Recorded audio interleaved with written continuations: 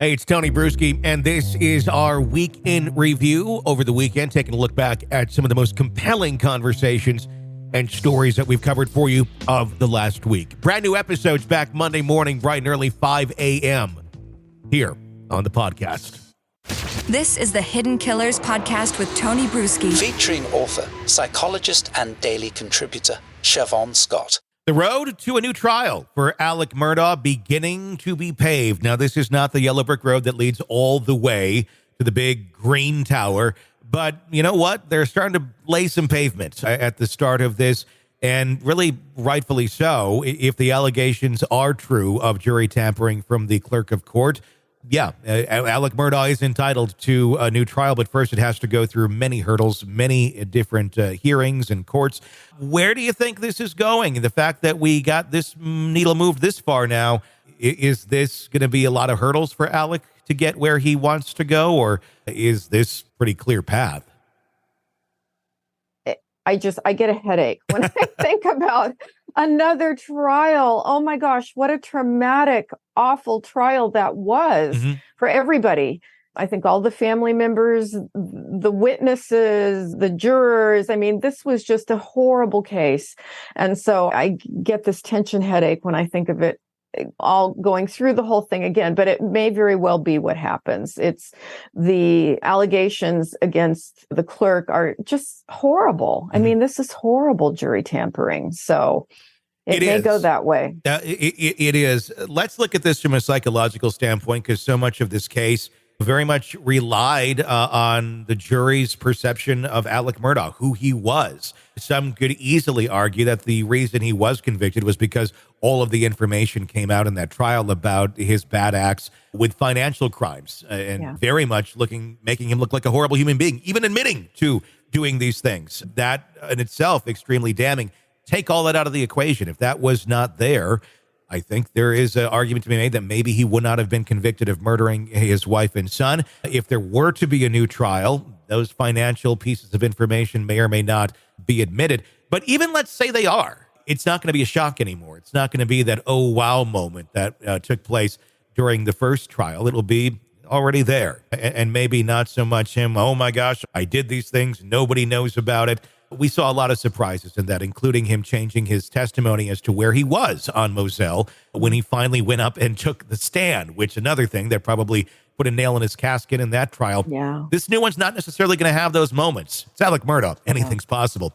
But can they paint another picture? Can they, between now and another trial, which would likely be years from now, is there a way to paint Alec in a different light, or has too much damage already been done? And if they could, how?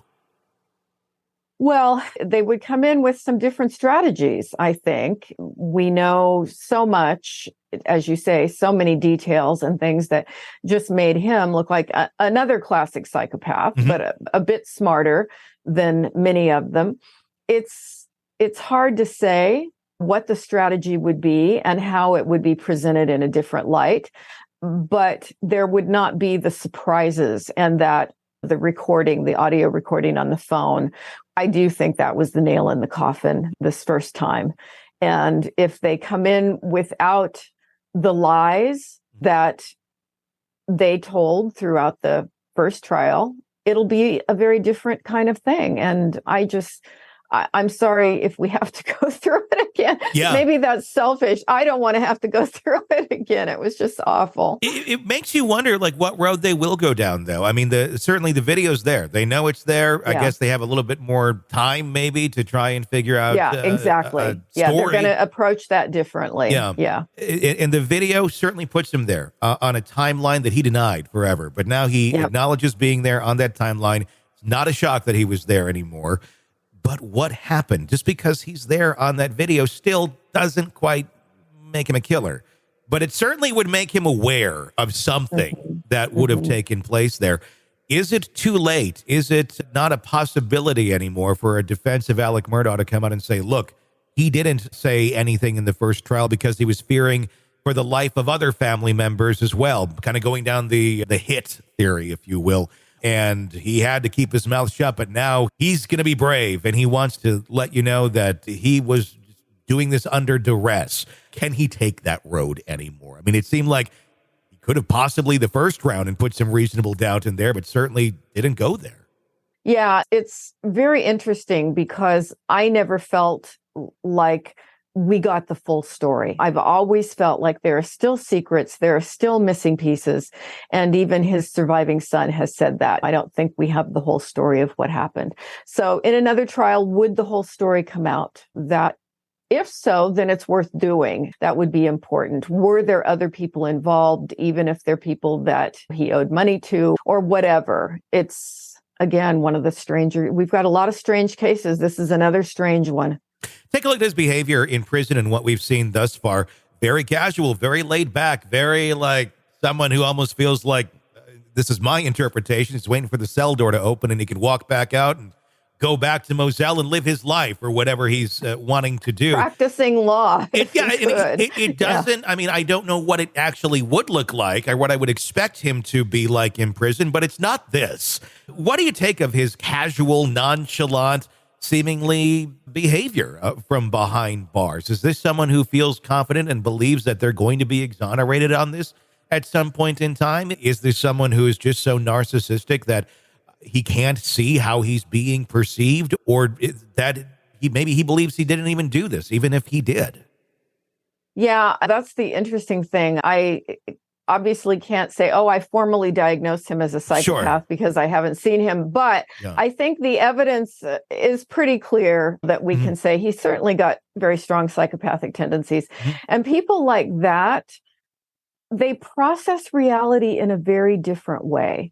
And there may be ways that he can make this work for him in prison. He may have some status with other inmates. He may have status with guards. He's a person who likes to chat. He likes to talk. He's an extrovert. He's manipulative.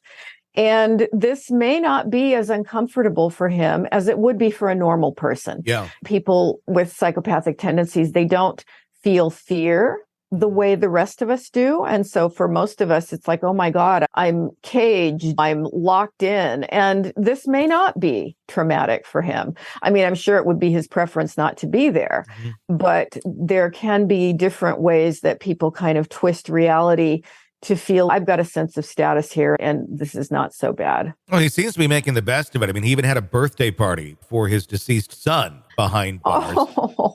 I don't even know. I mean, from a psychotherapist standpoint, what the hell is that? That's painful, isn't it? It's in the bizarre category. But so much of his behavior was so flagrantly bizarre. The stealing money from people who were victims. And I mean, it's another really odd person that had a lot of money and a lot of power. It makes me wonder, did he already make peace with being behind bars before he was there, going for all those years of doing these financial crimes and just being absolutely horrible to the people that trusted him? At some point, maybe he knew the other shoe was going to fall. The only other, I think, reference I could make or analogy would be when you're in a horrible abusive relationship and at some point it's going to end. And when that finally does end and the abuser is pushed out of your life, there's not a lot of sadness. You've already done grief. You've already come to terms with this is over, this is done. And it's fairly quick to move on. I'm wondering if that's kind of how he is feeling. He already made peace with the fact that he'll be behind bars and he's going to make the best of it. Yeah.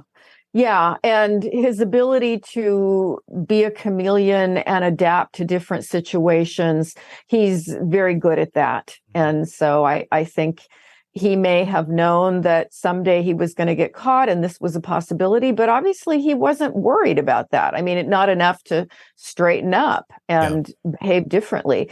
He didn't learn from his experiences. And so that leads me to believe that he would continue that. Even if he were to get a new trial and get out, he's not going to follow the straight path. He'll always be a person that perceives himself in the world differently than the rest of us. And will likely be behind bars no matter what. Even if he is exonerated on the murder charges, the financial crimes charges will keep him behind bars very likely for the rest of his life. So maybe it is just that. He's more concerned of his name being connected with the murders and maybe just being able to die, not being on the record as killing his wife and son. Want to listen ad-free? Want advanced access to all of our interviews before anyone else? Become a True Crime Today Premium Plus subscriber on Apple Podcasts. You get every episode commercial-free. So you can binge on true crime Until you can binge no more. Search True Crime Today Premium Plus on Apple Podcasts now, or go to our podcast page and sign up now. More of the Hidden Killers podcast next.